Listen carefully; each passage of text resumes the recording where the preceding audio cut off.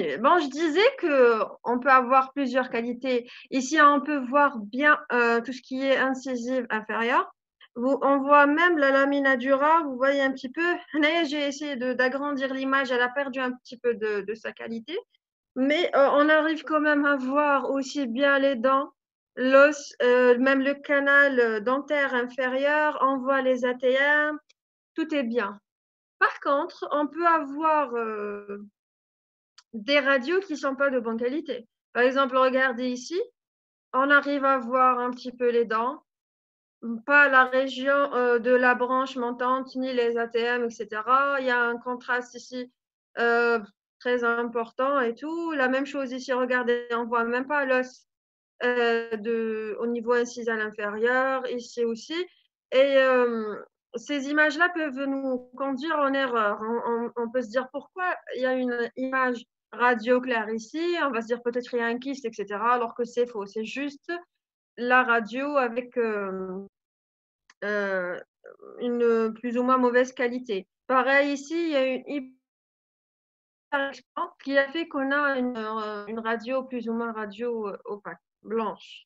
Bon, ici, je voulais vous montrer, j'ai coupé cette petite partie de radio panoramique pour voir quand même qu'on arrive même à voir l'ATM ici avec le condyle temporal et même les tissus plus ou moins euh, tissus qui sont pas très minéralisés, mais on arrive à les voir quand même.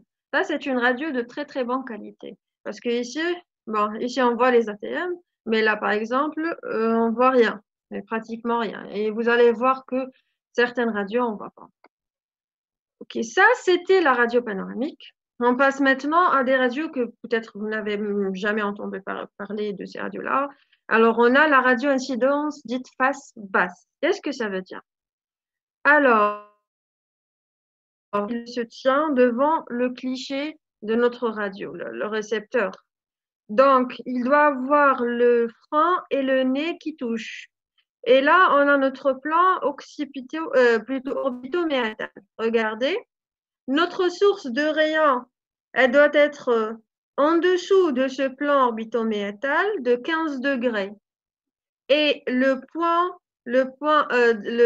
rayon directeur va vers l'intérieur, vers le point nasal ici. D'accord? Donc, c'est comme ça qu'on enregistre cette radio dite face basse. Alors, elle peut être faite en bouche fermée ou en bouche ouverte, comme vous voyez ici. Ça dépend de l'indication. Parce qu'en bouche ouverte, vous allez voir, elle va nous dégager beaucoup plus notre mandibule. La mandibule, lorsque la bouche elle est ouverte, elle va être plus dégagée dans la radio et donc plus visible. Voilà le résultat de la radio. Regardez comment on va la voir. Voilà. Donc, elle nous permet de voir.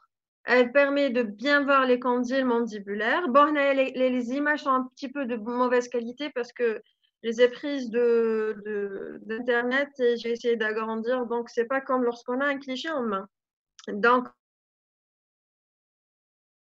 on a l'intégrité de notre condyle après un traumatisme, par exemple. Mais aussi, on peut voir la branche montante, la partie postérieure de notre branche horizontale.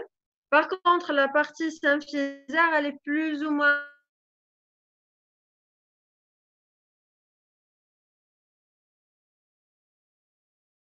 que parfois il y a en région là. Donc, regardez ici, par exemple, qui a subi important sur la mandibule.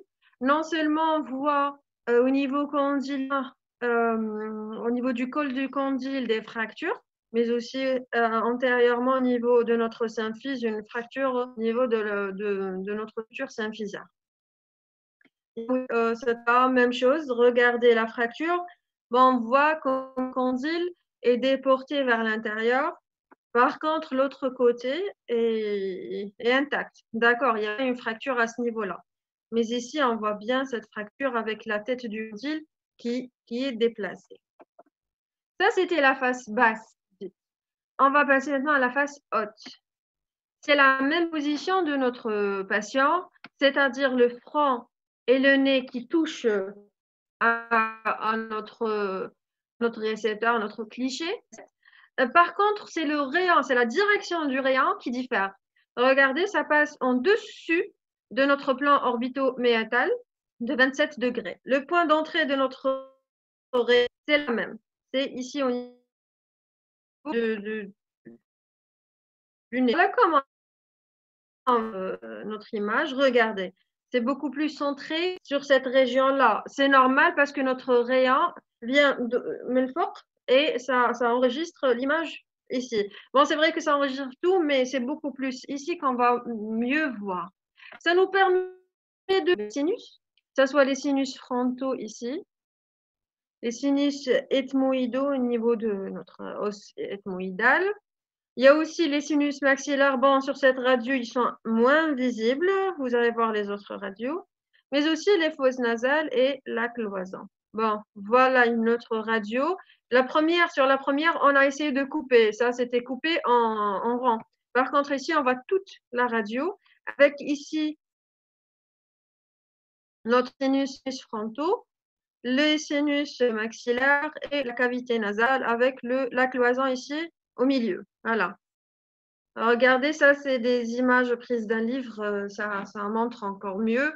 La patiente qui se tient devant la cassette avec le front et le nez qui touchent et le rayon incident par le point nasal ici et enregistre cette image. La même chose, on voit les sinus maxillaires et frontaux et les fosses nasales.